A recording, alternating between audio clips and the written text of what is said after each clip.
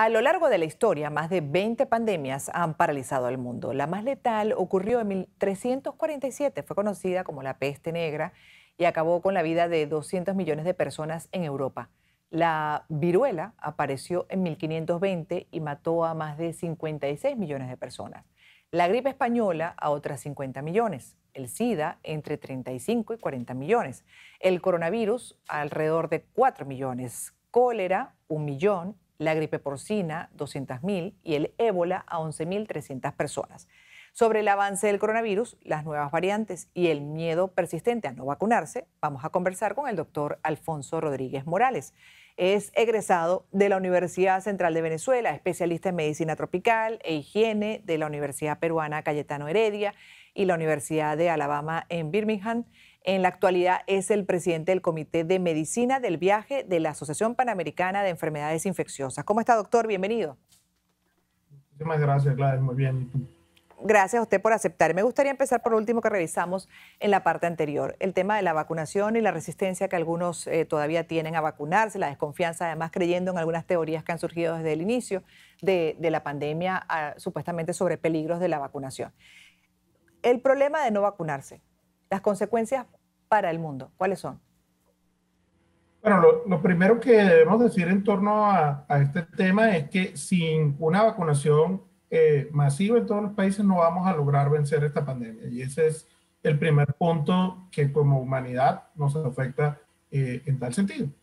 Y segundo, por supuesto, que el riesgo no solamente es una cuestión de carácter colectivo, sino una cuestión de tipo individual, donde las personas especialmente que tienen factores de riesgo, personas de edad avanzada, personas que tienen otras enfermedades de base, cuando se infectan, lamentablemente corren también un riesgo importante, no solamente de enfermar, caer hospitalizados, sino incluso de terminar con formas graves e incluso con la muerte causada por el COVID en ese escenario. Por lo cual, sin lugar a dudas, más aún este tipo de población, estas personas deberían estar vacunadas por el impacto negativo que puede tener el COVID, como se ha visto claramente a lo largo de este año y medio de pandemia que tenemos en el mundo.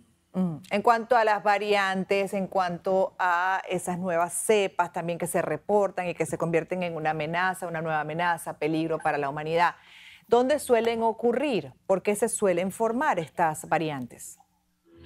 Bueno, mira, tenemos que recordar que el virus que causa esta enfermedad del COVID-19, el llamado virus SARS-CoV-2, como tal, es un agente infeccioso que es capaz de mutar, de evolucionar, y a lo largo de este tiempo se ha venido estudiando ello con cuidado y se han clasificado unas formas del virus que llamamos variantes, de acuerdo a las definiciones que hay para esto por los diferentes entes, incluyendo allí la Organización Mundial de la Salud, que estas formas del virus, las llamadas variantes, por una parte hay un grupo llamado variantes de interés y otro llamado variantes de preocupación, pues estas formas del virus son capaces, por ejemplo, de incrementar su transmisión o de tener un cambio lamentablemente negativo para el comportamiento del virus o incrementar la virulencia, es decir, la capacidad del virus ser más agresivo o, por ejemplo, tener una presentación desde el punto de vista de los síntomas y de su severidad distinta y también por consecuencia y en asociación con todo esto,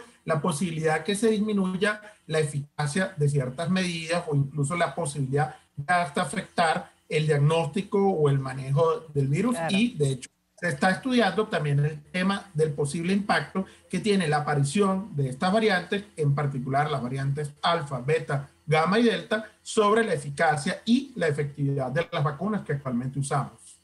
Ahora le pregunto, doctor, ¿se entiende que los vacunados no es que estamos blindados a un posible contagio? Lo que entiendo obviamente es que se va, en caso tal la persona contagiada, lo que va a sentir son síntomas menores como de gripe, ¿correcto? Puede igual ser agente propagador del virus, pero en una persona vacunada, y aquí viene la pregunta, ¿se puede desarrollar en ese proceso de contagio leve, se puede desarrollar variante o la vacuna protege, digamos, de esas mutaciones? Bueno, lo primero que hay que aclarar es que la variante no se da el proceso de la variante per se en uno porque uno no esté vacunado o porque uno se infecte, sino que las variantes están circulando, están presentes y tú te puedes infectar, por ejemplo, con el virus ya con una variante determinada, ¿no? Digamos, como lo primero que hay que entender. Y las vacunas a lo largo del tiempo que se han venido, digamos, valorando desde el punto de vista, por ejemplo, de su eficacia, se está justamente revisando si la eficacia pudiera estar o no afectada por la vacuna. Pero el punto importante finalmente sobre esto es que más allá y aún en el escenario de la circulación de las variantes de preocupación que actualmente tenemos a nivel mundial, que son básicamente 4 variantes, las antiguamente llamadas variantes del Reino Unido, Sudáfrica, Brasil y la India, que como decía previamente son ahora denominadas alfa, beta, gamma y delta, pues es que estas no afectan hasta el momento de forma contundente la vacunación y que la vacunación es capaz de reducir de forma drástica el riesgo no solamente de transmisión, que se reduce por supuesto de una forma sumamente importante, sino que una persona vacunada es altamente improbable, tiene una protección cercana prácticamente al 100% de, por ejemplo, de que si se infecta se vaya a morir, claro. O tiene una protección muy alta de no desarrollar, por ejemplo, formas graves de la enfermedad. Y eso se ha evidenciado, por ejemplo, en esa reducción significativa de hospitalizaciones. Ahora, doctor, para entender bien lo de las variantes, porque a mí me confunde ese punto de las mutaciones del virus. Esas mutaciones del virus entiendo justamente por el comportamiento del cuerpo, ¿no? Que de acuerdo a las reacciones que va teniendo el cuerpo a ese virus, pues el virus va mutando a otras formas y ahí ocurre pues nuevamente un choque entre el sistema inmunológico y esa variante. ¿Es así o lo estoy interpretando mal? Bueno, en realidad, desde el punto de vista biológico, depende más es de la posibilidad de que el virus se replique. ¿Y qué es lo que hay que entender en el contexto de la pandemia de COVID? Bueno, que este es un agente infeccioso que ha tenido la posibilidad, lamentablemente, de diseminarse a más de 175 millones de personas.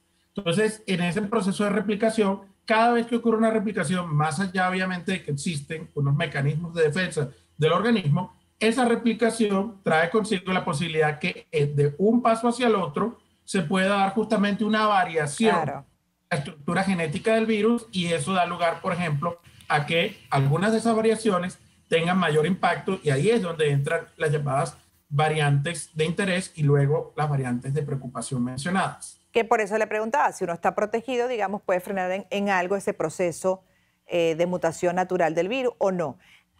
Por supuesto, y ahí es donde viene el otro aspecto crucial a entender con esto. Las variantes de preocupación podemos detener o frenar el impacto de ellas en muchos países, dependiendo obviamente de la variante a la que nos estamos refiriendo específicamente, en la medida en la cual mayor proporción de población tengamos vacunado. Y es por eso que hay países que tienen unos niveles tan altos de vacunación que felizmente han logrado no solamente reducir la mortalidad, sino que han reducido en general hospitalizaciones, transmisión y de hecho también un poco el riesgo que representan en esos países las variantes de preocupación. Ahora, para ir terminando, porque además usted es el presidente del Comité de Medicina del Viaje de la Asociación Panamericana de Enfermedades Infecciosas. ¿Qué significa este cargo? ¿Qué estudia usted y qué nos puede sugerir sobre la base de esa experiencia? Bueno, la medicina del viajero justamente es una disciplina que se encarga en particular de valorar todos los temas de los riesgos antes, durante y después del viaje desde el punto de vista médico. Y, por supuesto, que en el contexto de lo que sucede en la pandemia, todo lo que es el área de la medicina del viajero ha estado haciendo un seguimiento justamente de lo que son las medidas en el contexto de la movilización de personas por viajes, por migración y por otras cuestiones, en las cuales, por supuesto, estamos en una situación en la que en este momento las variantes de preocupación, por ejemplo, preocupan desde el punto de vista de que van avanzando en su circulación a los diferentes países. Por ejemplo, lo que sucede con la variante Delta, que es la variante de la India, que ya de hecho la tenemos en varios países de América Latina, y cómo esto habrá que valorarlo para ver si esa introducción desde otros países a través justamente de viajeros, porque pues hemos tenido, como es bien sabido, momentos de cierre de fronteras aéreas,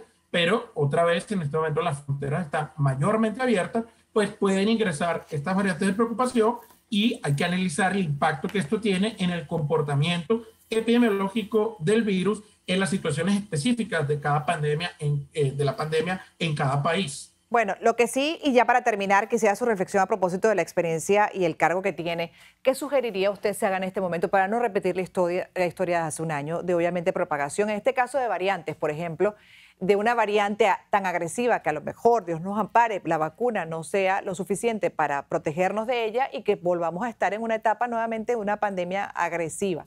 ¿Qué sugiere usted para no llegar ahí? Por supuesto, estamos en una etapa de transición. Tenemos vacunación, pero todavía la vacunación no está en la mayor proporción de la población. Por lo cual todos, personas vacunadas y personas no vacunadas, personas con 2 dosis de cualquier vacuna o personas con una dosis de una vacuna, tenemos todos que seguir cuidándonos como si no estuviéramos vacunados. Porque mientras haya personas sin vacunar en una proporción importante de la población, el riesgo va a existir. Y va a existir el riesgo no solamente de infección en general, sino el riesgo que representan, por ejemplo, las variantes que hemos conversado. Por lo tanto, las medidas siguen activas, el cuidado, el distanciamiento, todos los temas de bioseguridad, el uso correcto de las mascarillas en todas partes, en todos los lugares para evitar, obviamente, el riesgo, especialmente de contacto con personas que pueden tener el virus y, por supuesto, el lavado frecuente de manos, así como otras medidas que se han venido dictando en diferentes lugares del mundo con el fin de reducir al máximo posible el riesgo de transmisión. Mientras se avanza en la vacunación y se convence a los que no se quieren vacunar. Así es. Gracias por haber estado con nosotros, doctor Alfonso Rodríguez Morales, presidente del Comité de Medicina del Viaje de la Asociación Panamericana de Enfermedades Infecciosas. Me toca hacer una pausa y al regreso hablaremos con un especialista dentro del segmento, que me encanta, Somos lo que pensamos, justamente, sobre el sabotaje, cómo identificar cuando nos estamos autosaboteando. Lo hablaremos, entre otros temas, al regreso con Federica Vega, es coach, especialista en modelo de dignidad de la Universidad Harvard.